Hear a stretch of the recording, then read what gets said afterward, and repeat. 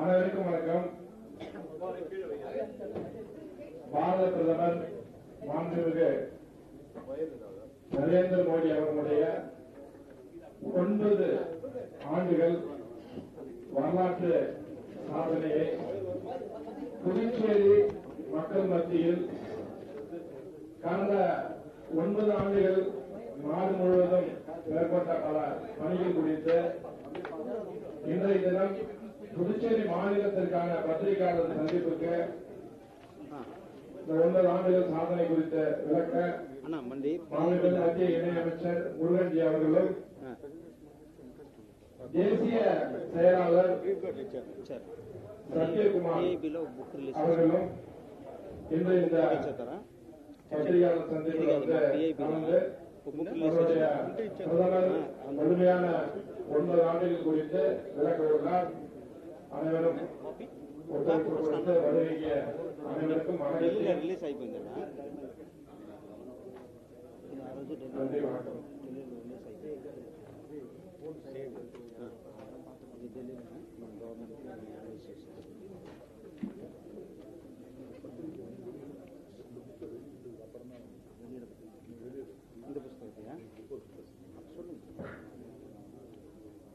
நம்முடைய பாரத பிரதமர் நரேந்திர மோடி அவர்களுடைய 9 ஆண்டுகள் சாதனை குறித்து அந்த சாதனை குறித்து விளக்கம் தமிழ் பதிப்பாக மிக முக்கியமான நிகழ்வுகள் மட்டுமே 9 ஆண்டுகள் சாதனை மக்கள் மத்தியில் கிட்டத்தட்ட லட்சக்கணக்கான புத்தகங்களை புதுச்சேரி மாநிலத்தில் பிஜேபி சார்பாக நாங்கள் கொடுக்கிறோம்.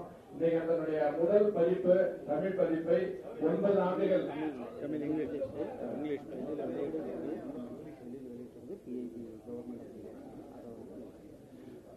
அதாவது மத்திய தேசிய நமது அரசு ஆங்கிலத்தில் வெளியிட்ட அந்த புத்தகத்தினுடைய பதிப்பு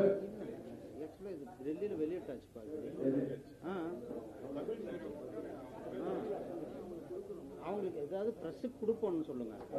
வெளியிட்ட பதிப்பை நாங்க உங்களுக்கு காப்பியை எல்லாருக்கும் உங்களுக்கு அனைவருக்குமே தமிழாக்கத்தை பண்ணி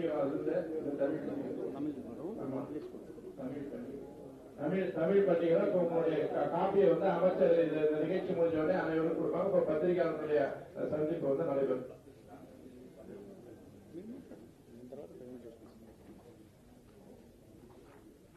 அன்பார்ந்த பாண்டிச்சேரி ஊடக சகோதரர்களே, மரியாதைக்குரிய தேசிய செயலாளர், இந்த நிகழ்ச்சிக்கு வருகை புரிந்திருக்கின்ற மரியாதைக்குரிய அண்ணன் சத்யகுமார் அவர்களே, பாரதிய ஜனதா கட்சியினுடைய பாண்டிச்சேரி மாநில தலைவர் சகோதரர் சாமிநாதன் அவர்களே, பாண்டிச்சேரி மாநிலத்தினுடைய மாண்புமிகு உள்துறை அமைச்சர் திரு நமச்சிவாயம் அவர்களே, மாண்புமிகு உணவு வழங்கல் துறை அமைச்சர் திரு சாய் சரவணகுமார் அவர்களே,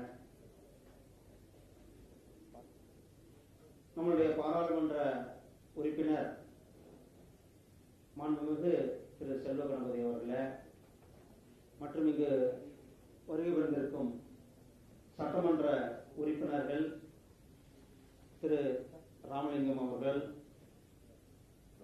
திரு வெங்கடேசன் அவர்கள், திரு அசோக் அவர்கள், திரு ஜான்குமார் அவர்கள், திரு ரிச்சர்ட் அவர்கள், திரு சிவசங்கர் அவர்கள், ராமலிங்கம் அவர்கள் மற்றும் இங்கு இருக்கின்ற ஊடக சகோதரர்கள் அனைவருக்கும் என்னுடைய அன்பு கலந்த வணக்கத்தை தெரிவித்துக் கொண்டு, இந்த வரலாற்று சிறப்புமிக்க ஒரு நாள் இன்றைய நாள்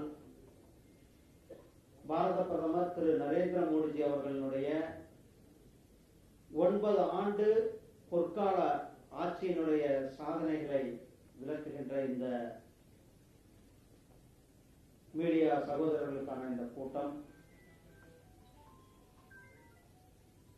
சகோதரர்களே, உங்களுக்கு எல்லாம் தெரியும், 2004 இருந்து 2014 வரலும் இந்த நாடு எந்த அளவுக்கு பின்தங்கி இருந்தது என்று பேப்பர் திறந்தா தினந்தோறும் ஊழல்கள். 2G மிகப்பெரிய ஊழல், காமன்வெல்த் ஊழல், நிலக்கரியில ஊழல், இப்படி தினந்தோறும் ஊழல் ஊழல் ஊழல் என்ற செய்தி இந்திய மக்கள் அனைவரும் ரொம்ப வேதனைப்பட்டுக் கொண்டிருந்த தருணம். அந்த தருணத்தில் 2014 நம்முடைய பிரதமர் திரு நரேந்திர மோடிஜி அவர்கள் மிக பெரும்பான்மையான தொகுதிகளில் வெற்றி பெற்று பாரத பிரதமராக ஆன பிறகு இந்த நாடு இன்றைக்கு மிகப்பெரிய ஒரு முன்னேற்றத்தை அடைந்திருக்கிறது. இந்த 9 ஆண்டுகள் 9 ஆண்டுகள் இந்த மகத்தான ஆட்சியில எவ்வளவோ சொல்லிக்கிட்டு போலாம். இந்த அரசாங்கம் ஒரு தாரக மந்திரத்தோடு இயங்கிக் கொண்டிருக்கிறது. சேவை, குட் கவர்னன்ஸ், ஏழை எளிய மக்களுடைய நலன், கரீப் கல்யாண் என்று சொல்லக்கூடிய ஏழை எளிய மக்களுடைய நலன், இந்த 3ஐ தாரக மந்திரமாக வைத்துதான் நாம் இந்த அரசாங்கம் சிறப்பாக செயல்பட்டுக் கொண்டிருக்கின்றோம். சகோதரர்களே, உங்களுக்கு எல்லாம் தெரியும், 2014 நம்முடைய பிரதமர் திரு நரேந்திர மோடிஜி அவர்கள் ஆட்சிக்கு வந்த உடனே செய்த செயல் சுத்தம், ஸ்வச் பாரத் மிஷன். யாருமே பேச தயங்கினது. டாய்லெட்டை பத்தி பேசுறதுக்கே யாரும் தயாராக இல்லாத நேரம். ஏதோ டாய்லெட்டை பத்தி பேசினா அது ஒரு பெரிய குற்றமாக பார்த்த அந்த நேரம். ஒவ்வொரு மக்களுக்கும், ஒவ்வொருவருக்கும், ஒவ்வொரு வீட்டிற்கும் நம்முடைய சகோதரிகள் கண்ணியமாக வாழ்க்கை இருக்க வேண்டும் என்பதற்காக அனைத்து வீடுகளுமே டாய்லெட் கொடுத்து இன்றைக்கு ஸ்வச் பாரத்தின் கீழே டாய்லெட்களே இல்லாத வீடுகள் இல்லை என்ற நிலை உருவாக்கி இருக்கின்றோம். அதே நேரத்தில் தான் சானிடரி பேட் யாரு கூட பேசுறது, வாய் திறந்து பேச மாட்டேன்ட்டாங்க. நம்முடைய சகோதரிகள் படுகின்ற கஷ்டம், நம்முடைய தாய்மார்கள் படுகின்ற கஷ்டம், அந்த கஷ்டத்தை நீக்க வேண்டும். சாதாரண விலையில, மிக மலிவான விலையில அவர்களுக்கு அந்த சானிடரி பேட் கிடைக்கணும் அப்படின்ட்டு ₹1 பிரதமருடைய மருந்தகத்துல ₹1 சானிடரி பேட் கிடைக்கின்ற அந்த திட்டத்தை நிறைவேற்றி இன்றைக்கு நம்முடைய தாய்மார்களும் சகோதரிகளும் ஒரு சுகாதாரமான வாழ்க்கை வாழ்வதற்கு வழி செய்து கொடுத்திருக்கிறது நம்முடைய பிரதமர் திரு நரேந்திர மோடிஜி அவர்கள். அதே போல அனைவருக்கும் வீடு கட்டும் திட்டம் இந்த 9 ஆண்டுகள்ல மட்டுமே கிட்டத்தட்ட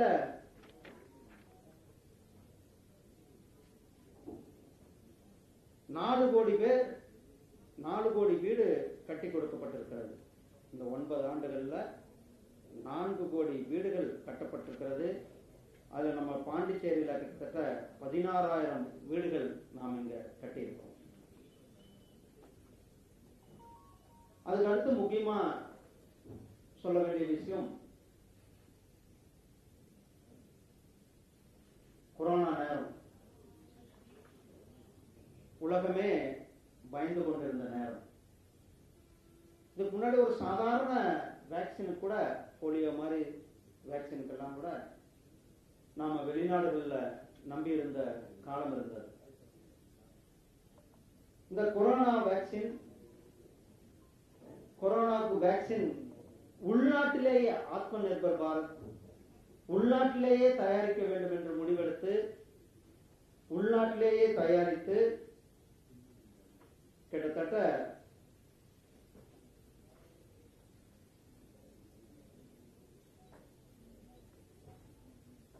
220 கோடி டோஸ் இலவசமாக கொடுக்கப்பட்டிருக்கிறது. 220 கோடி டோஸ் இலவசமாக மக்களுக்கு கொடுத்திருக்கிறோம். இந்தியாவிலேயே தயாரிக்கப்பட்டது. பாண்டிச்சேரிக்கு மட்டுமே கிட்டத்தட்ட 22,74,000 டோஸ் நம்ம பாண்டிச்சேரிக்கு கொடுத்திருக்கிறோம். அதே போல நான் சொன்னேன், ஏழை எளிய மக்களுடைய நலனுக்கான இந்த அரசாங்கம், ஏழை எளிய மக்களுடைய மேம்பாட்டிற்காக செயல்படுகின்ற அந்த அரசாங்கம் எனக்கெல்லாம் நல்லா ஞாபகம் இருக்கிறது. நாங்கெல்லாம் கிராமத்திலிருந்து வந்திருக்கிறோம். தண்ணி குடிதண்ணீருக்கு எந்த அளவுக்கு கஷ்டப்பட்டு இருந்த சூழ்நிலை இருந்தது. எப்படா 2004-05 லாரி, தண்ணி லாரி எப்போ வரும் அப்படின்ட்டு சைக்கிள் வச்சுட்டு நம்ம போய் 5 கிலோமீட்டர் 10 கிலோமீட்டர் தண்ணிக்காக நடந்து கொண்டிருந்த சூழ்நிலை இருந்தது. அந்த சூழ்நிலைக்கு முற்றுப்புள்ளி வைக்க வேண்டும்.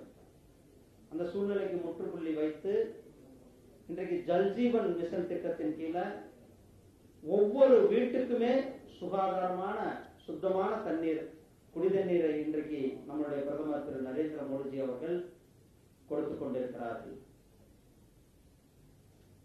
விவசாயிகளை எடுத்துக்கொள்ளலாம்.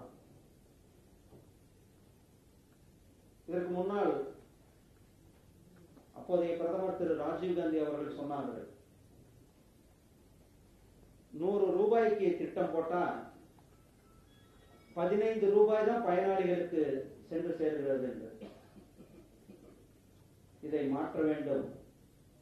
100 ரூபாய்க்கு திட்டம் போட்டால் 100 ரூபாயும் நேரடியாக பயனாளிக்கு சென்று சேர்கிறது நம்முடைய பிரதமர் திரு நரேந்திர மோடிஜி அவர்களுடைய ஆட்சியின் கீழே.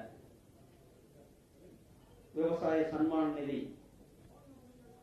விவசாயத்துக்கு வருடத்திற்கு 6000 ரூபாய் கொடுத்துக் கொண்டிருக்கின்றோம்.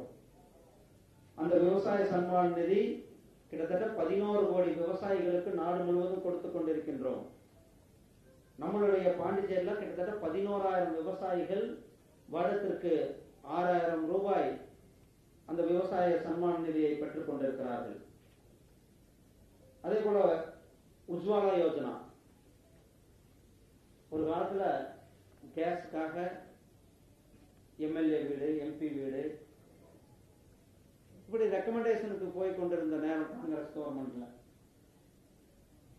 அனைவருக்கும் இலவசமாக உஜ்வாலா திட்டத்தின் கீழ் கேஸ் கொடுக்கும் திட்டத்தை நிறைவேற்றி கிட்டத்தட்ட 9,58,00,000 பேருக்கு இலவசமாக இந்தியா முழுவதும் கேஸ் கனெக்ஷன் கொடுத்திருக்கிறோம்.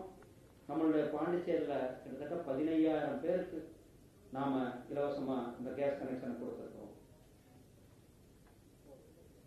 நல்ல சுகாதாரம் வேண்டும், நல்ல ட்ரீட்மெண்ட் வேண்டும். ஏழை எளிய மக்களும் உயர்தர ட்ரீட்மெண்ட், உயர்தர மருத்துவ சிகிச்சை பெற வேண்டும். எப்படி சென்னை மாதிரி பெருநகரங்கள்ல, பாண்டிச்சேரி மாதிரி பெருநகரங்கள்ல கிடைக்கின்ற உயர்தரமான சிகிச்சை சாதாரண கிராமத்தில் இருக்க ஏழை எளிய மக்களுக்கும் கிடைக்க வேண்டும் என்பதற்காக பிரதமருடைய ஆயுஷ்மான் பாரத் திட்டத்தின் கீழே 5 லட்சம் ரூபாய் பெருமானம் உள்ள இன்சூரன்ஸ் கார்டானது கிட்டத்தட்ட 14 கோடி பேருக்கு, 15 கோடி பேருக்கு இந்தியா முழுவதும் கொடுக்கப்பட்டிருக்கிறது. நம்மளுடைய பாண்டிச்சேரியில 25,000 பேருக்கு கொடுக்கப்பட்டிருக்கிறது. ஏழை எளிய மக்கள் கொரோனா நேரத்தில் பாதிக்கப்படக்கூடாது, அனைவருக்கும் உணவு கொடுக்க வேண்டும், ஒருத்தர் கூட பசியோட இருக்கக்கூடாது அப்படின்ட்டு தான் நம்மளுடைய பிரதமர் திரு நரேந்திர மோடிஜி அவர்கள்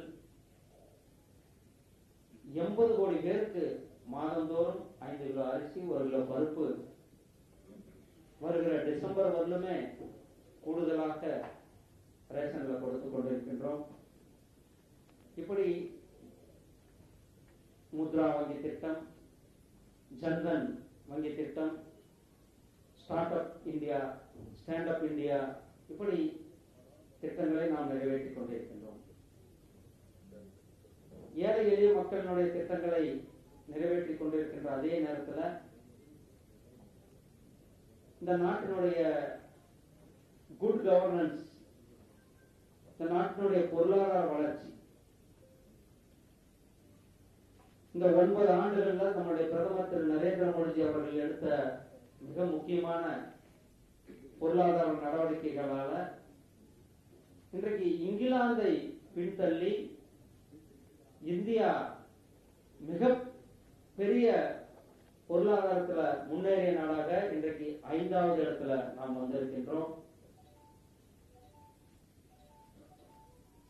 அதே போலதான் இன்ஃப்ராஸ்ட்ரக்சர் டெவலப்மெண்ட் PM கதிசக்தி திட்டத்தின் கீழே ஒரு மிகப்பெரிய தேசிய நெடுஞ்சாலைகள், விமான நிலையங்கள், கப்பல் போக்குவரத்து, நீர்வழி போக்குவரத்து, இதெல்லாம் மிகப்பெரிய ஒரு வெற்றியை இன்றைக்கு வெற்றி நடை போட்டுக் கொண்டிருக்கின்றோம்.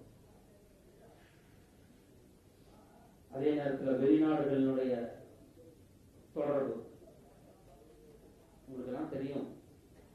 ரஷ்யாவுக்கும் உக்ரைனுக்கும் வார் நடந்து கொண்டிருக்கின்றது. 2 நாட்டுக்கு போர் நடந்து கொண்டிருக்கிறது. அங்கு 23,000 இந்திய மருத்துவ மாணவர்கள் அங்கு இருக்கிறார்கள். அவர்களை மீட்டு இந்தியாவுக்கு கொண்டு வர வேண்டும் என்பது ஒரு சாதாரண பணி அல்ல.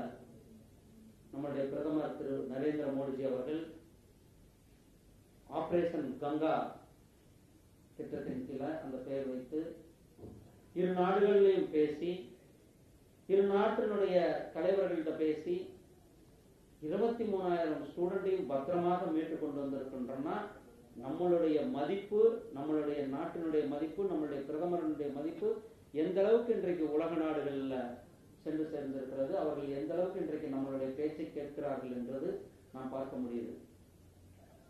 சகோதரர்களே, இப்படி பல திட்டங்கள், ஏழை எளிய மக்களுடைய நலன், நல்ல ஆட்சி, ஸ்டார்ட் அப் இந்தியா. நான் சொன்னேன், ஸ்டார்ட் அப் இந்தியான்றது கிட்டத்தட்ட 2014க்கு முன்னாடி நம்ம இந்தியாவில் வெறும் 500 கம்பெனிகள் தான் இருந்தது. இந்த 9 வருஷத்துல மட்டும் இன்றைக்கு ஸ்டார்ட் அப் கம்பெனிகளுடைய எண்ணிக்கையானது 1 லட்சம் ஸ்டார்ட் அப் கம்பெனிகளாக இன்றைக்கு நாம் இருந்து கொண்டிருக்கின்றோம். அதுல யூனிகான் என்று சொல்லக்கூடிய கிட்டத்தட்ட 100 கம்பெனிக்கு மேல யூனிகான் ஒரு பிரத்யேகமான கம்பெனிகள், இளைஞர்கள், தொழில் முனைவோர்கள் இன்றைக்கு ஸ்டார்ட் அப் நிறுவனங்கள்ல சொந்தமாக தொழில் செய்து கொண்டிருக்கிறார்கள். டிஃபென்ஸ்ல ஆத்ம நிர்பர் INS விக்ராந்த் இந்தியாவிலேயே தயாரிக்கப்பட்டு நாட்டுக்கு அர்ப்பணித்து இருக்கிறோம். நம்மளுடைய டிஃபென்ஸ் காரிடர்கள் கொண்டு வந்திருக்கிறோம். நம்ம தமிழ்நாட்டில் டிஃபென்ஸ் காரிடர் கொண்டு வந்திருக்கோம், உத்தரப்பிரதேசத்தில் டிஃபென்ஸ் காரிடர் கொண்டு வந்திருக்கிறோம்.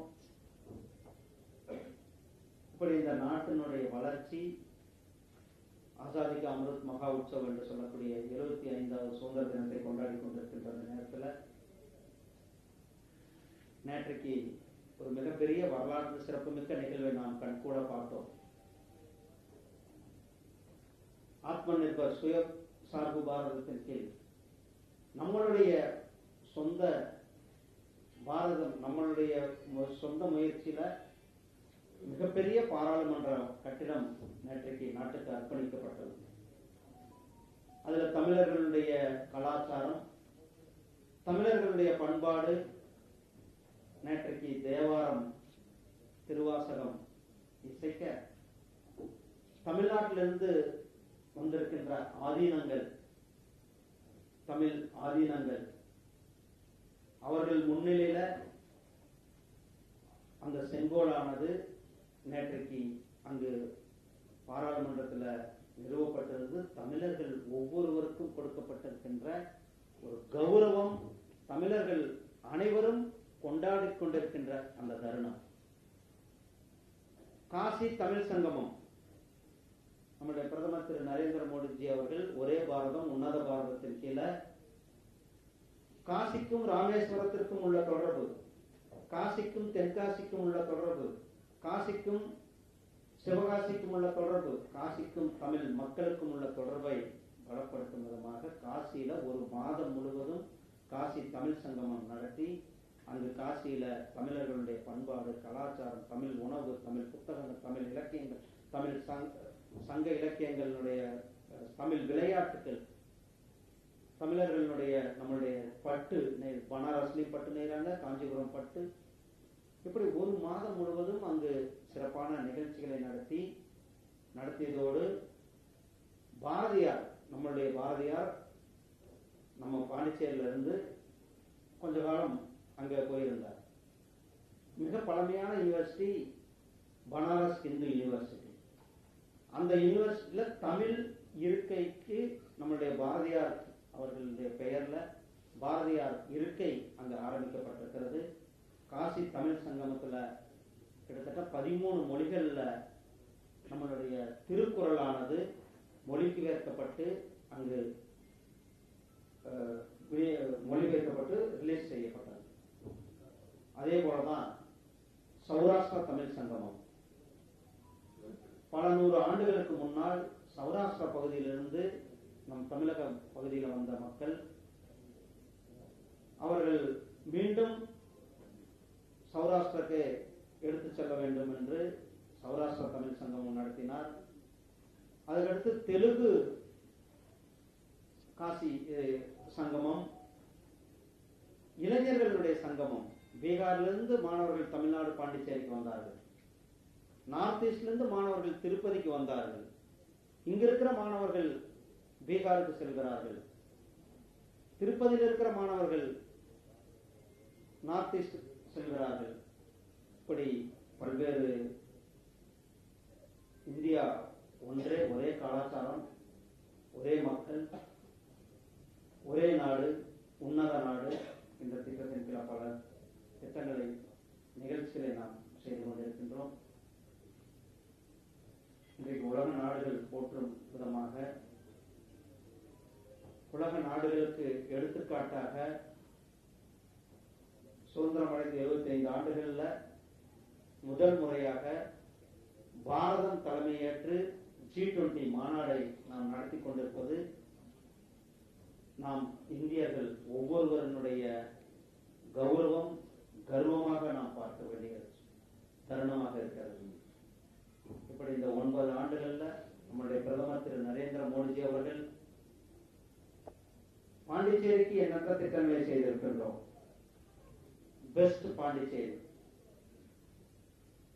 பாண்டிச்சேரி ஸ்மார்ட் சிட்டி, மீன்வளத்துறைக்கு பிரதமர் மத்ஸ்ய சம்பத யோஜனாவின் கீழ் கிட்டத்தட்ட 90 கோடி ரூபாய் நிதி ஒதுக்கீடு.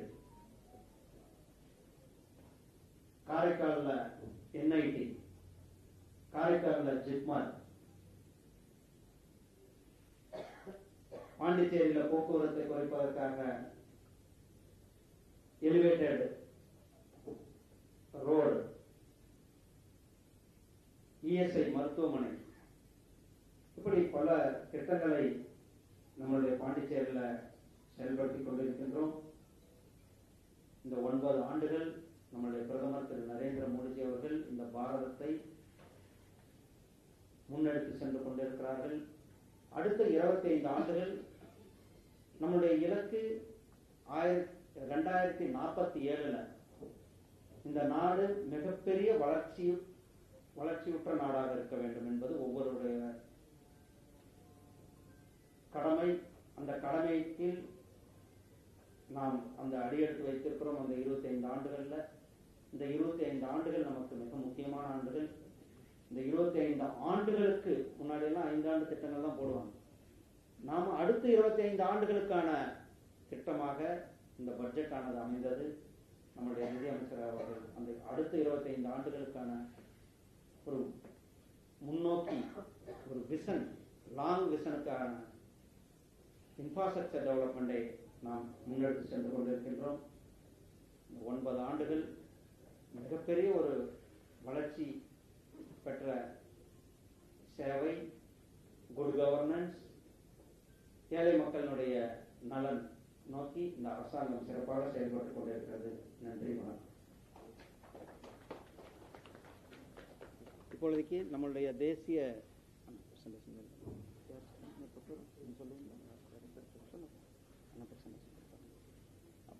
அதுக்கு பிறகு இன்ட்ராக்ஷன் வச்சுக்கணும்.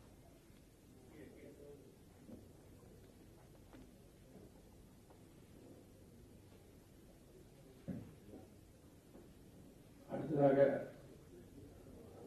பாரதிய ஜனதா கட்சியினுடைய தேசிய செயலாளர் சத்யகுமார் அவர்கள் புதுச்சேரி மாநிலத்திற்கு பத்திரிகையாளர் சந்திப்புக்கு வருகிறார். அவர் இப்போது 9 ஆண்டுகள் முடிந்தது.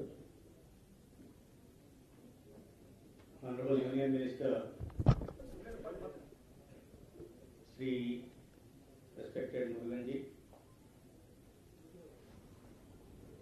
Bharatiya Janata Party Pondicherry State Union President,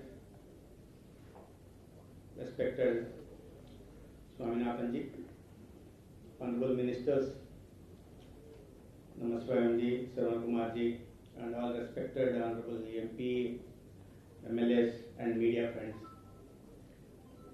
I seek apology for making you wait for long. And as the Honorable Minister elaborated, the 30th May marks the completion of 9 years of Narendra Modi's stint as the Prime Minister. These 9 years have been dedicated to bring about a comprehensive development which includes inclusiveness, progressive and sustainability. Since assumption of office in 2014, the Honorable Prime Minister of India, Narendra Modi ji, remained very firm in keeping India first, be it bringing in economic policies, robust economic policy, or nation first foreign policy, or taking historical measures or initiatives for the empowerment of marginalized sectors, women, farmer, and creating employment for the youth of this country. So, Honorable Minister has elaborated, has taken up all the issues extensively, but I want you all to go back to the past. Under what circumstances Narendra Modi ji became Prime Minister of this country in 2014? When he took reins of this country, the country was undergoing a policy paralysis. There was utter chaos. There was revenue deficit, there was fiscal deficit, there was current account deficit, there was trade deficit, there was trust deficit. There is utter chaos in the country. But within a span of just 9 years, the inflation was highest, almost at 12%, and the growth rate was lowest at 4.6%. But having inherited an otherwise bankrupt economy, within a span of just 7-8 years, Narendra Modi ji, with his astounding leadership qualities, robust economic policies, great human values, and nation-first conviction, could transform the otherwise bankrupt economy into one of the largest economies of the world. Now we stand at 5th place with a $3.5 trillion economy. This is very pertinent to note that in the backdrop of global challenges like Corona, where all the major economies have taken a very bad hit, but India is maintaining a sustainable growth somewhere between 6 to 7%. And also, when there was a global conflict between the two nations, Russia and Ukraine, when the supply chain is adversely affecting, India has remained robust. While all other major economies are badly hit by the recession, UK 75%, US 70%, all major economies, you name any country, nation, is badly hit. But India remained that nothing to do with the recession, it is a 0% recession, it is because of the leadership qualities of Narendra Modi ji and the initiative he has taken in the last 9 years.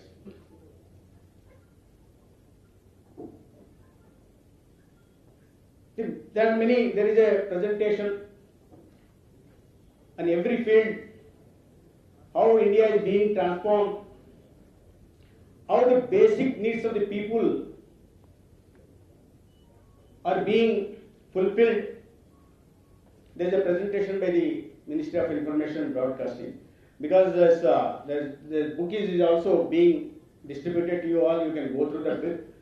It's a 156-page book, so I don't want to give a elaborate presentation, but I will try to give it briefly. Friends, as you know, Modi ji, can you just pass? Next. Yeah.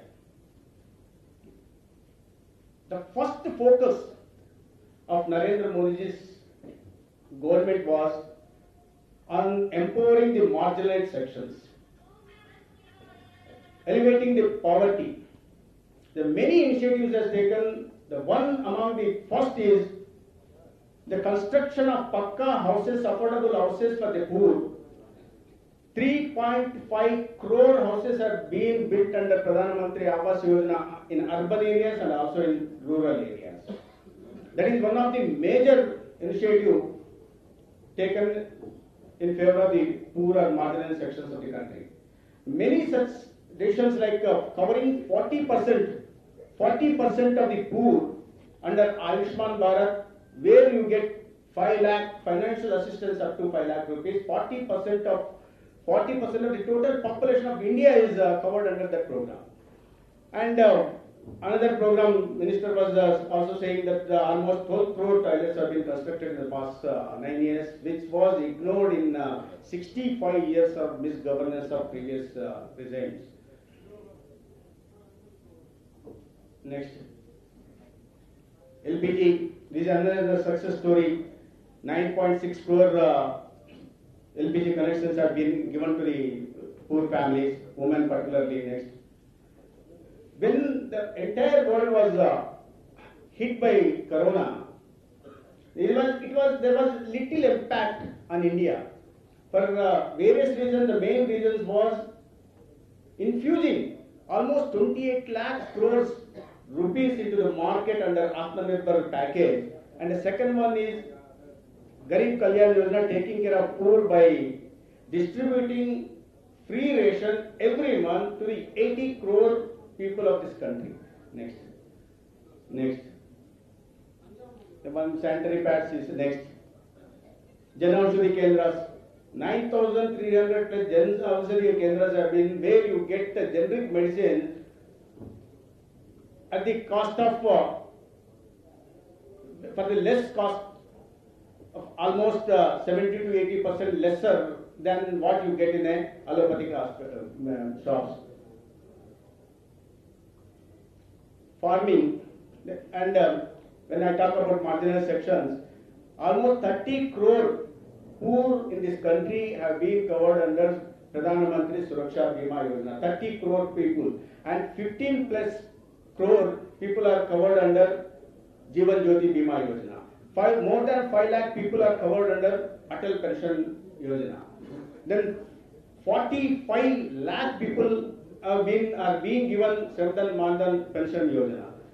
Next. Then agriculture and allied activities have always been a key element in India's socio-cultural life and economy, because it's considered to be a backbone of it. That's why the many initiatives for agriculture sector have been taken. The one among them is giving 6,000 rupees to 11.7 crore farmers in the country. So far, 2.85 lakh crores have been directly transferred into the accounts of the farmers through direct benefit transfer. And another is giving 24 crore soil health cards and 1 lakh agriculture in agri infrastructure fund. If making a separate provision for agri infra for construction of cold storages or godowns, similar thing,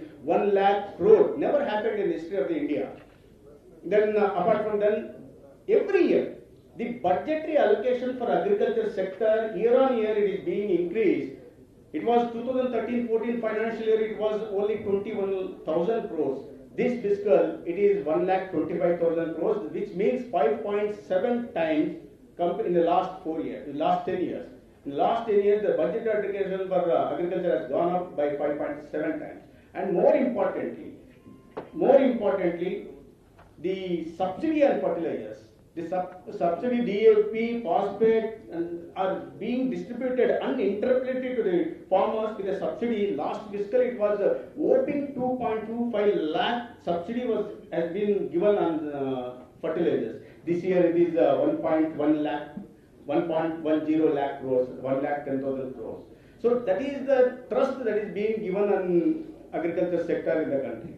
Then Modi ji has taken many historical decisions like providing reservation to the economic weaker sections, 10% reservations, or abrogating Article 370, or triple talaq, or many such historical decisions, which includes. No, you have gone beyond. Anyway, leave it that. Then many initiatives like for women also. For example, Nari Shakti, 3.5 crore Sukanya Samriddhi Yojana is being benefited, women are being benefited through the scheme. And Matru-Vandana, almost 42 lakh, 3.28 crore, the pregnant women are getting benefit out of Matru-Vandana. And when I speak about Mudra Yojana, the 69% of the Mudra beneficiaries are women, and 80% of the stand-up beneficiaries are women again. So the women is being kept at the forefront. The 62% of the allocations of houses under Pradhan Mantri Awas Yojana are again women. That is the trust being given for empowerment of women, and more particularly youth, keeping the demography of India, where 65% of the population is below the age of 35%. Modi ji has come up with many initiatives like Stand Up India, Startup India, Make in India, Digital India, Skill India. Under Pradhan Mantri Kaushal Vikas Yojana, 1.57 crore people have been trained, and they are accommodated somewhere or the other. And the biggest success story of India is, Honorable Minister was mentioning, Startup India, where you have more than 100 unicorns and nearly 1 lakh startup, with valuation of which all put together comes to $370 billion. The valuation of total startups of India is $370 billion. There are 2 lakh stand-up accounts in India, where you get 25 lakhs loan with a subsidy of 35%. You avail loan, 25 lakh loan, and you straight away you get subsidy of 8.75 lakhs. So you will have to repay only 16.25 lakhs. And another story is Mudra Yojana. There are 39.8 crore, almost 40 crore Mudra Yojana accounts where you get loan up to 40,000. These are all intended to create employment generation, and apart from Deen Dayal Upadhyay, Kaushal Vikas Yojana and other schemes, many such incentives and initiatives are also taken. Then when I come to see,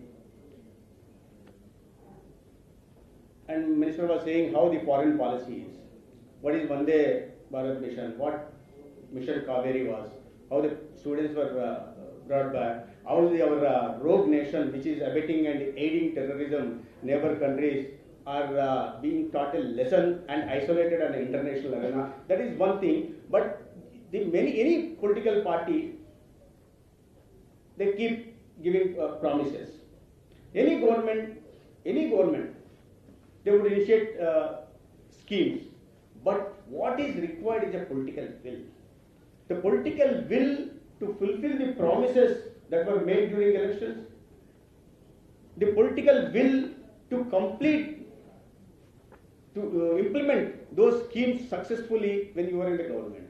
That is how the government is known for speed and scale. If you come to aims, they are showing aims. See, in 67 years, only 7, that was only one aims was there in Delhi during Congress government. The another aims was sanctioned in Rai Bareli during, again, UPA government, during UPA, Rai Bareli, that was in 2012. Only 2 aims during Congress. 6 aims during Vajpayee's government. Now in in just 9 years, voting 15 new aims. My home state has aims which was built just in 16 months, and Tamil Nadu, the neighboring state, Tamil Nadu has aims in Madurai. Almost every state has a institute aims now. See the speed and scale. The medical colleges, there were only 641 medical colleges. Now 700 medical colleges have been built. There were only 80,000 medical seats. Now that number has gone almost double to 1.55 lakh medical seats. That is the speed and scale which the schemes or projects are being implemented under the Narendra Modi's leadership. And there are 16 IITs, just in 7 years, 7 have been added. There were 13 Indian Institute of Management, 7 been added. 390 new universities has come up in just 9 years. You can imagine, 390 universities in just 9 years. That is the focus that is being given for education also. The new education policy that has been brought up, that will do away the slave mentality that we had in the past 70 years. I am telling you, the new education policy will create educational knowledge producers rather than knowledge practitioners. When there was the agricultural revolution, India produced peasants. When there was industrial revolution, India produced laborers. When there was a digital revolution, India produced cyber coolies.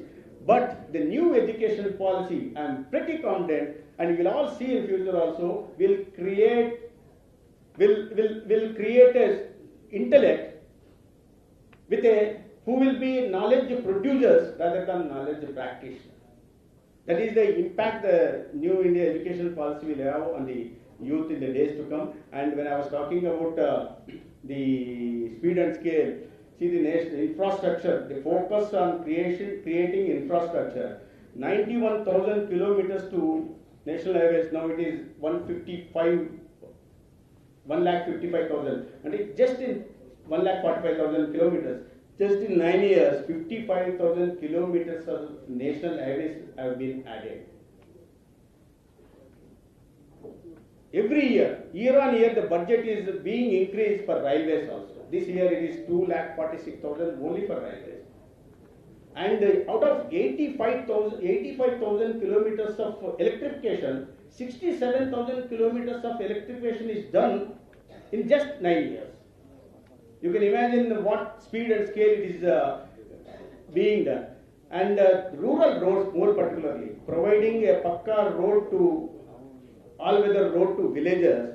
Of these 7 lakh kilometers of rural roads that was constructed under Pradhan Mantri Gram Sadak Yojana, in just 9 years, 3.28 lakh kilometers of roads have been built under Narendra Modi's leadership. That is the speed and scale again. And they providing tappable water, potable water through tap, which is announced in 2019, Jal Jeevan Mission. In the 60s, 2019 it is 4 years. So, 71 years, only 3.2 lakh, 2 crore, 3 crore 20,000 households were given potable drinking water through taps. But in just span of 4 years, the number is 12 crore 10 lakh households.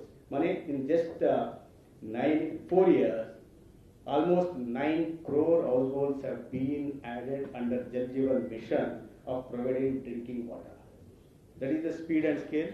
Just giving a promise and fulfilling it, what requires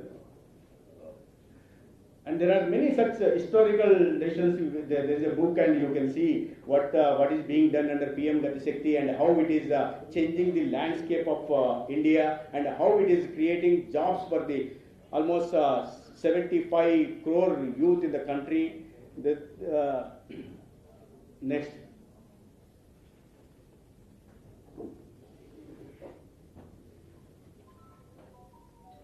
No, this is the speed and scale. When I talk again, broadband connectivity.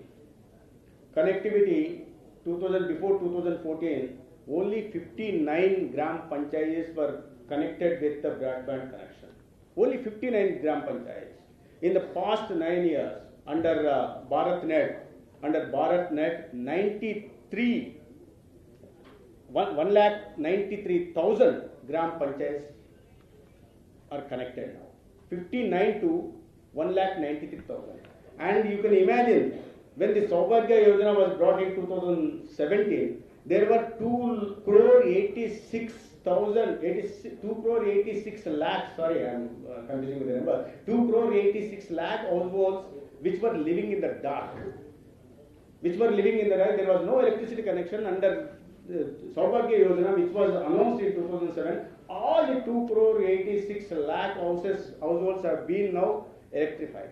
That is also speed and scale which the government is economy, the economy is $3.5 trillion. It was only $1.10 trillion economy. It's an addition of $2.4 trillion in 9 years, means a lot to a country like India, and it is heading to $5 trillion economy by 2025.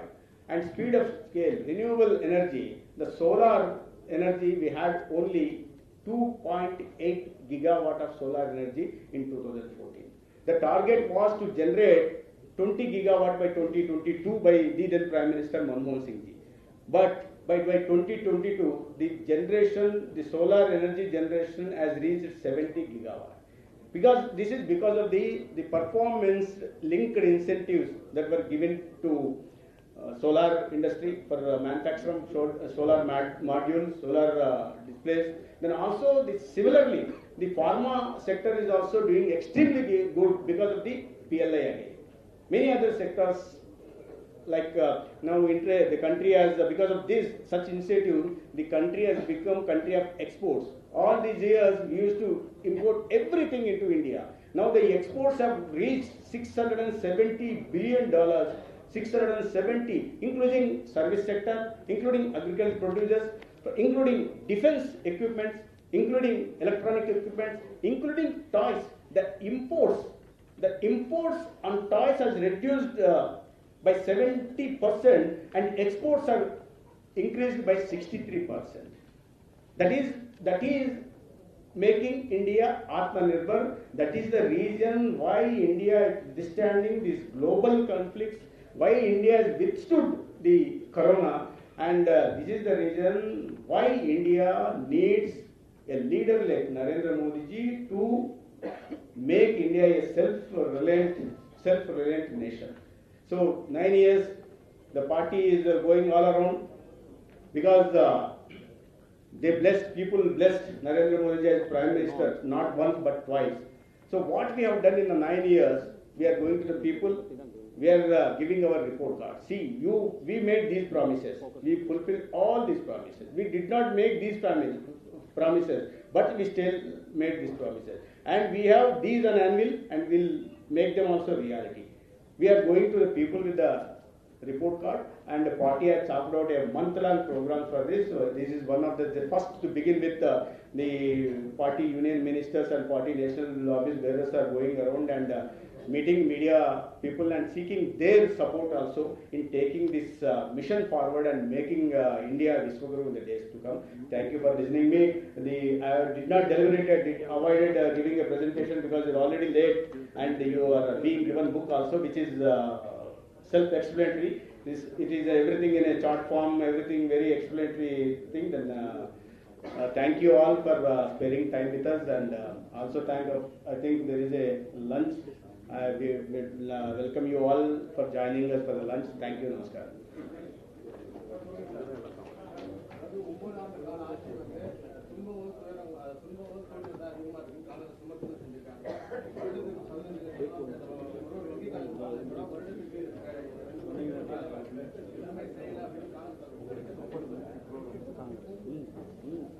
காங்கிரஸுக்கு இந்த நேரத்தில் குற்றச்சாட்டு சொல்றது தவிர வேற எதுவுமே கிடையாது. பிரதமர் திரு நரேந்திர மோடிஜி அவர்கள் இந்த ஒரு வருடத்தில் மட்டுமே 10 லட்சம் பேருக்கு அரசாங்க பணிகள் கொடுக்கணும் அப்படின்றது, அதற்கான வேலைகள் தொடர்ந்து வேலை நடந்து கொண்டிருக்கிறது. நாங்கள் ஏற்கனவே சொன்னோம், இன்றைக்கு இந்தியாவினுடைய மேன் பவர் மிகப்பெரிய முன்னேற்றம் அடைந்திருக்கிறது. ஸ்டார்ட் அப் கம்பெனிகள், இளைஞர்கள் அதிகமான வேலை செய்கின்ற ஸ்டார்ட் அப் கம்பெனிகள், இளைஞர்களே தொடங்கி இருக்கின்ற ஸ்டார்ட் அப் கம்பெனிகள், அந்த ஸ்டார்ட் அப் கம்பெனிகள் கிட்டத்தட்ட காங்கிரஸ் அரசுல வெறும் 500ஆக இருந்தது. இப்போ 1 லட்சம் ஸ்டார்ட் அப் கம்பெனிகள் வந்திருக்கிறது. இந்த ஸ்டார்ட் அப் கம்பெனிகளினுடைய வேலை வாய்ப்பு பார்க்கும் பொழுது இன்றைக்கு தொழில் துறையில் இந்தியா முன்னேறி இருக்கிறது. நாம் பொருளாதாரத்தில் 5வது இடத்திற்கு மிகப்பெரிய ஒரு முன்னேற்றம் அடைந்திருக்கிறோம்னா அனைவருக்கும் நாம் என்ன வேலை கொடுத்திருக்கோமோ அதை கொடுத்து கொண்டிருக்கிறோம். No questions. I am related to this only. இந்த 9 ஆண்டுகள்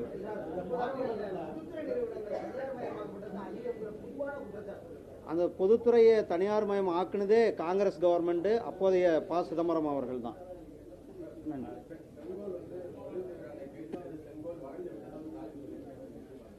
நான் தான் இன்னைக்கு சொன்னேன், இன்றைக்கு நான் 9 ஆண்டு சாதனைகளை பற்றி இந்த கூட்டத்தில் பேசுகிறேன். வேறொரு தருணத்தில் அதை பற்றி நான் பேசுகிறேன்.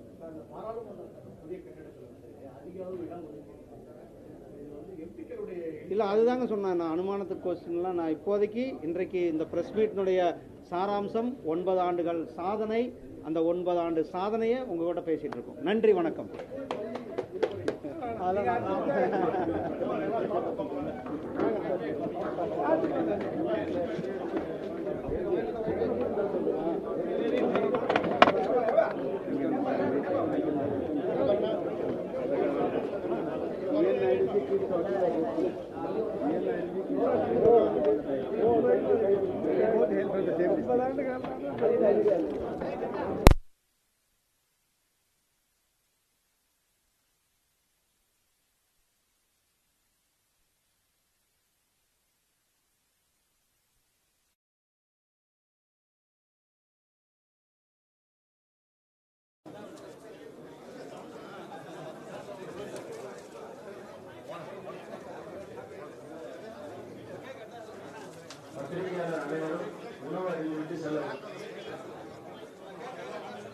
கர்ணே, மைக் இருப்பா.